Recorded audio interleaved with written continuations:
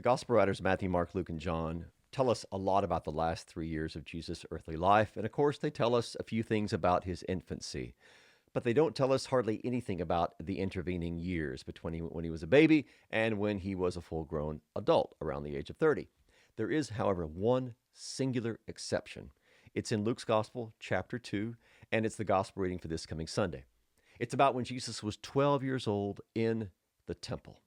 Now, this is because this is the only event of this kind that's recorded by any of the gospel writers. This tells us that it's significant, right? It was chosen because this particular incident is going to tell us a lot about who Jesus was, already kind of his self-understanding of who he was and what his mission was. And that's what we find here. We find he's not just 12 years old and so a very precocious child, but that he is full of wisdom, that he is deeply embedded in the words of his father, and that he knows where he needs to be in the house of his father. And for me, most significantly, these first recorded words of Jesus testify from here. We hear a testimony from his own lips that he is, in fact, the Son of God. So we're going to look at this particular text. We're going to see some Old Testament allusions here, and we're going to, by means of working our way verse by verse through it, have a better understanding of exactly who Jesus understood himself to be already at the age of 12. Let's begin with verses 40 through 42. The child grew and became strong, filled with wisdom, and the favor of God was upon him. Now his parents went to Jerusalem every year at the feast of the Passover. And when he was 12 years old, they went up according to custom. They were in Jerusalem for the celebration of the Passover, which of course was one of the 3 annual festivals at which every Israelite male was obligated to attend. Most important of these, or at least the one that was most likely to be attended, was Passover. So not just Joseph, but his whole family goes up to Jerusalem to celebrate this as was their custom. Now, I want you to notice a couple of different things. One, notice how this whole story from verse 40 through 52 is bookended by the reference to Jesus' possession of wisdom. So in the verse we just read, verse 40, it says, the child grew and became strong, filled with wisdom, which in Greek is Sophia. And verse 52, Jesus increased in wisdom, Sophia, and in stature and in favor with God and man. This is important because in Isaiah 11, we have a description of the Son of David, the anointed one of God, the Messiah, being one who possessed the spirit of wisdom, chokmah in Hebrew. Now, in the Old Testament, wisdom is very often associated with the Word, with Torah. Wisdom and Torah belong together. Well, in Luke 2, how is Jesus expressing his wisdom? By engaging in a Q&A, a discussion with the learned teachers of the day about the Torah. So he shows his wisdom by engaging in this discussion about his Father's word. So he possesses wisdom. He is showing this particular wisdom with the word, and he's doing it at a very young age. So he's only 12 years old. Why is this important? Why is his age mentioned? Well, first of all, it shows us that he's wise beyond his peers, right? No ordinary 12-year-old is supposed to know as much as the boy Jesus does. Now, this, first of all, is not unusual for a future leader, a future king, to be described in the stories about him as having already this kind of precocious wisdom, this wisdom or this understanding, this aptitude at a very early age. We see examples of this in all kinds of literature. We know, for instance, that Josephus, who was a first century Jewish historian, described Moses this way. Josephus says of Moses that his understanding became superior to his age, nay, far beyond that standard. And when he was taught, he discovered greater quickness of apprehension than was usual at his age. And his actions at that time promised greater when he should come to the age of a man. So, more or less, Josephus is saying that Moses was a lot smarter than anybody should have been at his age. Okay? But also notice 12 years old. In writings that Josephus gives us about Samuel, he says that Samuel, when he began to prophesy, was 12 years old. Interesting, huh? Same age that Jesus is in this particular story. It's even more interesting because there are several parallels between Jesus and Samuel. We're going to come to one of those a little bit later in in the video. But suffice it to say, he's young, he's showing wisdom beyond his years, and he's probably on, according to Jewish understandings of the day, on the cusp of adulthood. Now, I say that because we know from a little bit later Jewish document called the Pirkei Avot that it was the age of 13 when Jewish males were considered to be a bar mitzvah, a son of the commandment. That is, at the age of 13, they were officially obligated to keep the commands, the laws, the traditions, the rituals of their fathers. So in Pirkei Avot, Judah ben Tamah used to say that at 5 years of age, the study of Scripture would begin, at 10, the study of Mishnah, and at 13, the Jewish boys would be subject to the commandments. And of course, as you're probably familiar today, a Jewish boy's bar mitzvah is at the age of 13 when he becomes a son of the commandments. So he's on the cusp of adulthood. He's 12 years old. He has this great wisdom, this great understanding of the Torah. Now, let's see how the story unfolds from there. Verse 43. When the feast was ended, as they were returning, the boy Jesus stayed behind in Jerusalem. His parents did not know it, but supposing him to be in the group, they went a day's journey. But then they began to search for him among their relatives and acquaintances. And when they did not find him, they returned to Jerusalem searching for him. Now, any parent who's watching this knows what kind of anxiety, what kind of fear must have gripped the hearts of Mary and Joseph when they realized that Jesus was not in this vast caravan of people. We can't fault them because chances are this was not too unusual. There was a large group of people. They would travel in these caravans, these large groups from wherever their hometown was, in the case of Jesus Nazareth, to Jerusalem for these festivals. I mean, it provided community. It was also a lot safer to travel as a group, and they'd probably just assume, hey, Jesus is with his cousins. He's with his relatives. He's with his friends. Everything is good. They discover, of course, that night that he's not there. So we'll pick up the story from there. Verses 46 and following. After 3 days, they found him in the temple, sitting among the teachers, listening to them and asking them questions. And all who heard him were amazed at his understanding and his answers. Now, first of all, after 3 days, I need to say a couple of things about this. First of all, chances are this does not mean that they were in Jerusalem for a full 3 days looking for him. It probably means that the first day was when they had traveled out of Jerusalem, a day's journey, 20 to 30 miles. The second day is when they traveled back to Jerusalem, that 20 or 30 miles.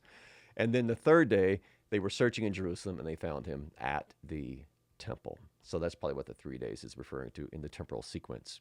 Now, is there a reference to the resurrection here, an allusion to the resurrection, or is this kind of typical idiomatic kind of phrase?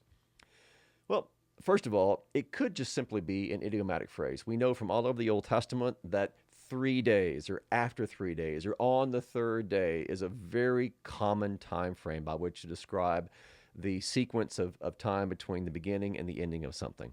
Or the third day is when something big happens. That's very common in the Old Testament as well. So it could just be a reference to that and nothing more. However, I think that if you look at elsewhere in the Gospel of Luke, this is probably an allusion to the resurrection. What do I mean? Well, if you look at the parable of the prodigal son, when the prodigal son returns, and of course his older brother is all upset because his party's being thrown for his brother, the father says this to the older son. It was fitting to celebrate and be glad, for this your brother was dead and is alive. There we have the kind of the death and resurrection imagery, right? Then he goes on, he was lost and is found. So notice how in Luke's gospel, being lost is the equivalent of being dead, and being found is the equivalent of being alive again. Jesus was lost from his parents, and now he is found again. So he was, as it were, dead, and now he is alive. This fits with the 3 days, which of course is going to recur at the resurrection, where Jesus is lost, he's dead, he's in the grave, and then after 3 days, he's found, that is, he rises again.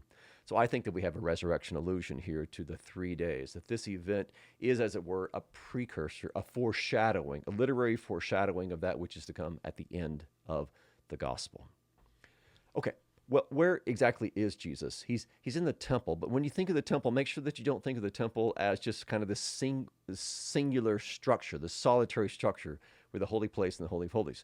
The temple is kind of like we talk about the church today. When if I tell my wife I'm going to church on Tuesday morning. Well, I might go to the site of the church, but I might never enter the sanctuary. Maybe I'm there to go to the office, or maybe I'm there to go into the fellowship hall, or maybe I'm there to go into the kitchen, or whatever it is. It's part of kind of the campus, if you will, of the church.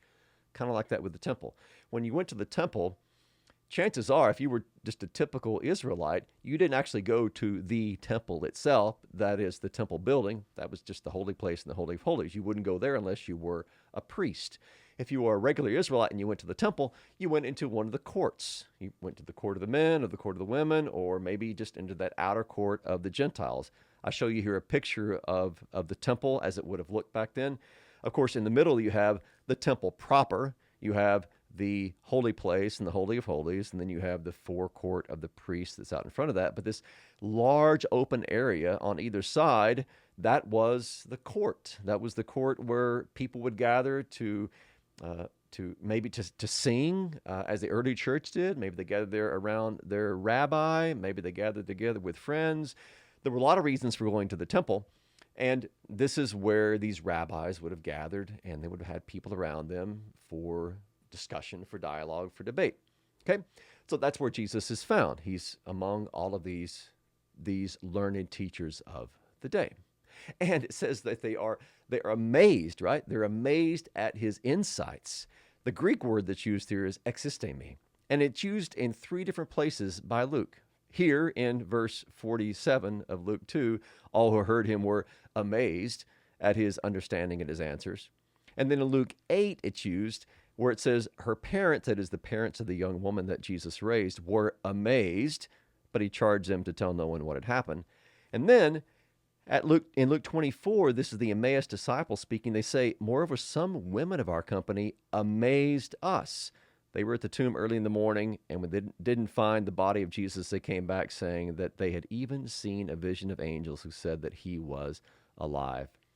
Of course, the irony here is that when they say this, they are talking to Jesus himself about this amazement. So Jesus amazes people throughout the gospel, and we see this amazement then occurring again in Luke 24, connected with the resurrection of Jesus. Okay, well, he's here. He's with these disciples. What's going to happen now as Mary and Joseph, as his mother and father, confront him? Verse 48. When his parents saw him, they were astonished, and his mother said to him, "Son, why have you treated us so? Behold, your father and I have been searching for you in great distress." Yeah, I bet they were in great distress. In fact, if you're wondering exactly what kind of the impact of this Greek word might be, this word for distress, well, it's used in another pretty well-known section of Luke as well to describe another kind of distress. So if you look in Luke chapter 16, verse 24, it says, the rich man, this is the story of the rich man and Lazarus, the rich man called out, "Father Abraham, have mercy on me, and send Lazarus to dip the tip of the end of his finger in water and cool my tongue, for I am in anguish, adunomai, in this flame." So that is the same word that's used to describe the anguish or the distress of Mary. So that gives you an insight into just exactly how much she was suffering as they were looking for Jesus. So you can understand exactly why she reproaches Jesus the way that she does. And what is his response? These are his first recorded words. He said to them, "Why were you looking for me? Did you not know that I must be in my Father's house?" And they did not understand the saying that he spoke to them. The first issue before us is how exactly to translate this phrase in Greek, entois to patros mu, which most translations render "in my Father's house." Literally, it is in or among the things of my Father. The King James translated it "about my Father's business. Most of the church fathers translated it as in my Father's house. And it kind of makes sense. Even though it's not explicitly house, it doesn't really make any sense unless Jesus is referring to his location. Otherwise, he'd be saying to Mary and Joseph, why didn't you know that I must be just kind of about these random things in my Father? He wouldn't be giving them any specific reference to where they could find him, in other words. He's saying you should have known where I was. And so I think it's best to understand his words to refer to the fact that he is in his Father's house. Now, he's in his Father's house, but he's also among the things of his Father. That's to say, it's in the Father's house that his holy place is located, his most holy place, his altar, his priests, so on and so forth. The temple is a place where Jesus needs to be. In fact, where he must be in order to fulfill the will of his Father. Now, when he calls God his Father, I think typically what we do is we jump forward to the creeds of the church to this point. So when we think of Jesus being the Son of the Father, we'll think of the Apostles' Creed or the Nicene Creed or something like that, and that's fine. However, I think at the same time we should think of its Old Testament background. What exactly does it mean for the Messiah to call God his Father from a more Old Testament perspective? Well, there's a couple of different ways that this is understood in the Old Testament when God is called Father. One of these is that he's the Father of Israel. Exodus 4:22 talks about that. Isaiah 63:16 talks about that. But God is also called Father in reference to Israel's king. So he is the Yahweh is the Father of the king. In Psalm 89, verses 26 and 27 are a description of that. So in the Old Testament, when God is described as Father, ordinarily he's referred to as the Father either of the nation of Israel or specifically the King of Israel. Now, Jesus, of course, is the fulfillment of both of these because he is Israel reduced down to one man. He is the true Israel, the true Israelite who comes to fulfill the laws for Israel and to retrace the steps of Israel in his own exile. But he's also, of course, the King. He is the anointed one of God. He is the King of kings. He is the Son of David. So from an Old Testament perspective, being called the Son of the Father means that Jesus is true Israel and the true Son of David. But of course, he's that, and he's even more, because of course he is also homoousios. He's of one essence with the Father, of one nature with the Father. And you might say vocationally, he exhibits this as being the true Israelite and as being the true King of kings, the true Son of David. Now, you also can't miss the contrast here between what Mary says and between Jesus' response. Mary says, "Behold, your father and I have been searching for you in great distress." But notice how Jesus responds. "Did you not know that I must be in my Father's house?" Mary talks about Joseph as father. Jesus, you might say, softly corrects her and says, I'm at my Father's house. So here you see that Jesus is giving voice to the fact that, yes, he is the son of Mary and Joseph. Joseph is his foster father, if you will. He's the one whom God appointed to raise him. But Jesus also knows that he is much more than one who is under the foster father Joseph, that he is in fact the son of his father, that he is the Son of God.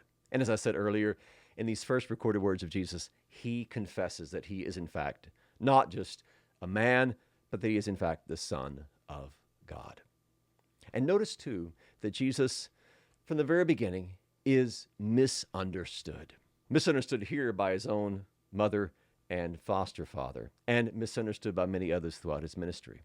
So if you look at this Greek verb suneemi, which is the word for understand, Luke uses it 4 different times. He uses it here for Mary and Joseph not understanding. In chapter 8, verse 10, the parables are told so that hearing they may not understand. Then chapter 18, Jesus explicitly prophesies that he's going to be arrested and crucified and resurrected, but it says that they understood none of these things. And then finally, the Emmaus disciples understand the scriptures when Jesus opens their minds to do so. So the only way in which people truly understand who Jesus is by a divine act. Jesus opens their mind to understand the scriptures, and then they understand who he is. But there's always this element about people, this way in which people don't really get who Jesus is until after his death, after his resurrection, and then through the work of the Spirit, their eyes being open to understand and to see who Jesus truly is. Now, how does Mary respond to all this? Well, let's wrap up with verses 51 and 52. It says, he went down with them and came to Nazareth and was submissive to them. And his mother treasured up all these things in her heart. And Jesus increased in wisdom and in stature and in favor with God and with man. Now, there's two Old Testament allusions that are packed into these verses.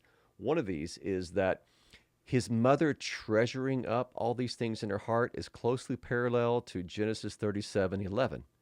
It says that the brothers of Joseph were jealous of him, but his father kept the saying in mind. Now, in the Greek translation, the Septuagint, that kept the saying in mind is almost exactly the same words that we have in Luke chapter 2. So Mary treasured up all these things in her heart, and the father of Joseph treasured up all of these sayings in his heart and mind as he thought about what Joseph's dreams might mean for the future. That's the first Old Testament allusion. The second is that Jesus increasing in wisdom and in stature and in favor with God and man, that closely parallels 1 Samuel chapter 2, where the boy Samuel continued to grow both in stature and in favor with the Lord and also with man. So Jesus is pictured here as sort of a new Samuel. He's the one whom the Lord has called. His mother is sort of like Hannah. They are both women who should not have conceived, but through divine intervention they did. They both have their song. Hannah has her song, and then Mary has her Magnificat. And Samuel, according to Josephus, began prophesying at the age of 12. Jesus is showing this precocious wisdom at the age of 12. And then they're both described similarly as growing in stature and in favor with God and with man. So that is a look at the last part of Luke chapter 2, the gospel reading for this coming Sunday. It is a great example of how Luke uses this particular story to show us who the Messiah is, that his place is in Jerusalem, that his place is at the temple, and that he knows already here at the age of 12 that he's the Son of the Father, and he knows that his destiny, his God-given destiny, is in Jerusalem, where at this final Passover, he will give his own life as the Passover lamb, and he will bring to fulfillment the Torah of his father, the Torah that he already knew so well at the age of 12. I hope that you all had a wonderful Christmas. I hope that you have a very blessed and happy New Year, and I pray God's peace upon each and every one of you. Thank you for watching.